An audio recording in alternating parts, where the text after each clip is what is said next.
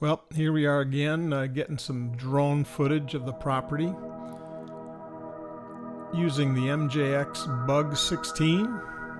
And as usual, we have a connection between my iPhone at the controller pad to the drone for about 100 feet. And once you get beyond 100 feet, the connection on Wi-Fi between the drone and your iPhone cuts out, and now you can no longer see what the video is capturing. So you got to set your camera, hopefully get in the angle that you want, and then you're pretty much flying blind.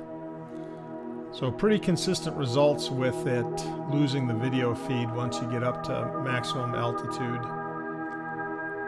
So I'm flying line of sight with just the direction that the drone is pointed in. So this is again the MJX Bugs 16 Pro. It's not a terrible camera.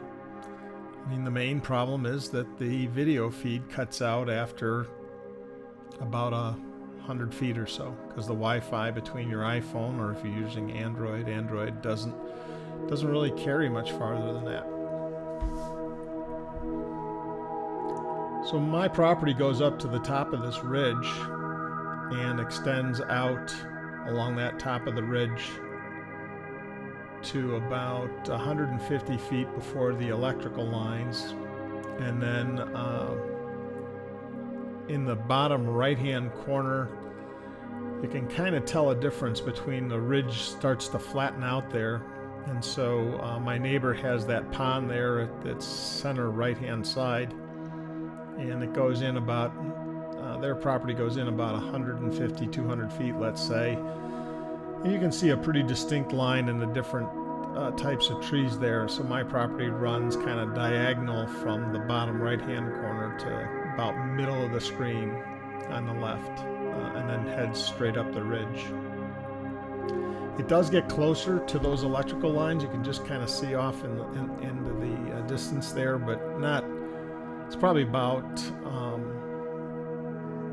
400 feet from the utility lines, and is not my property. So basically my property is goes up to about the top 1/3 of the property. So the top 1/3 is not mine, the bottom 2/3 is mine, and it kind of cuts up at an angle to the upper left.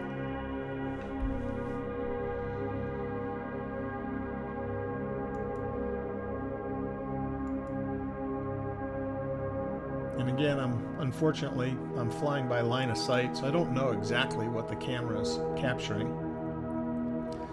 My neighbor's pond there off to the right. My property goes well past the end of her pond. You can kind of tell where the grass is by the pond.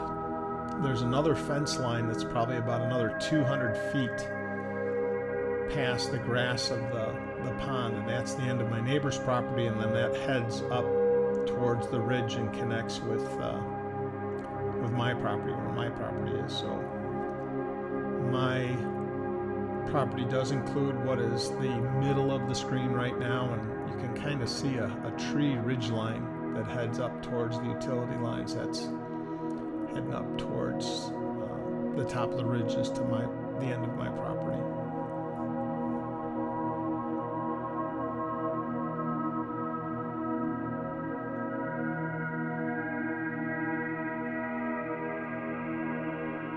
The wind this day was actually kind of strong, and the camera's doing a reasonably good job of capturing stabilization. I've had very mixed results with taking the MJX 16 Pro footage and running the stabilizer in Adobe Premiere against it. It, in general, actually makes the video look worse, in my opinion. So occasionally I will use Adobe Premiere with this video from the drone to just color balance or adjust brightness.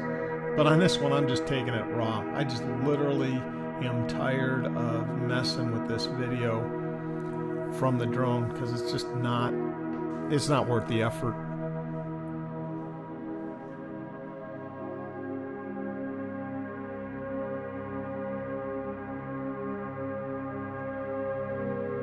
I probably flew it about 250 to 300 meters away from me. So the remote control does actually let you fly the drone relatively far away, you know, in excess of 300 meters probably. And you can still see it and see the basic direction that it's going.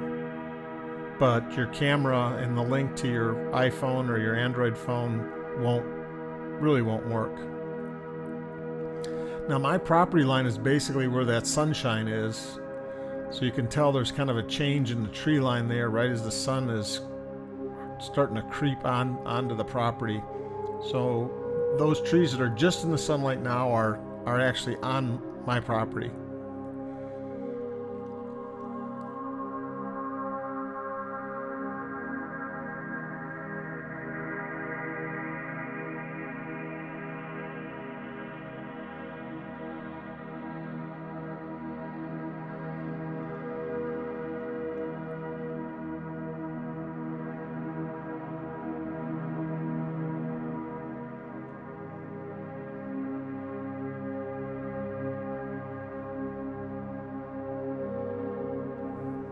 Now I had this in stable mode, so anytime I'm moving forward with the throttle full forward, full speed ahead, it's actually in what's called tripod mode to hold it as steady as possible. So it doesn't move forward very fast, but you'll see here when I reach 2 bars of battery, which is basically half the battery used up, it will sprint back to the home position. So it does not come back at the speed it flew out. So I'm basically just letting it push out as far as I can and waiting for the battery to reach the halfway point and let the drone return to home automatically.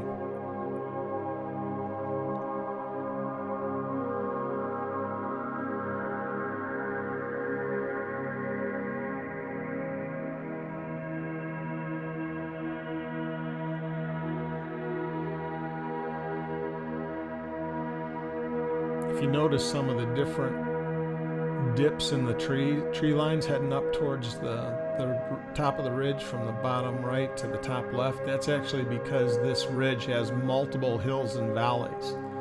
So like that section that's highlighted in the sun right now, that's one kind of hump or valley up, and there's a ridge line on either side of that heading up to the top. So a rather unique day of sun and clouds causing some interesting challenges for the camera to capture.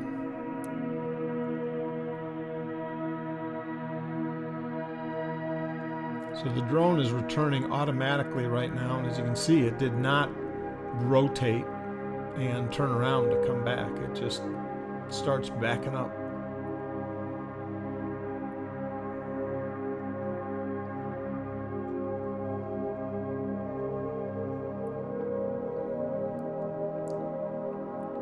So once it reaches home, I'm actually forcing it to turn around and look a little bit. It reaches home and eventually it will slowly start to descend. It doesn't descend that rapidly in that, you know, emergency or half your battery's used up, return to home mode, but it will slowly start coming back down from the maximum height or whatever you set the return to home height at. Since I never know for sure where I'm going to set at, I have it defaulting to come back at the highest elevation. And the border of the property, if you see how the ridge there takes a dip down and goes back up at the top, that lowest part of the ridge is basically where the abandoned road from the county crosses over the top of the ridge. So they brought the road across at the very lowest point of the ridge.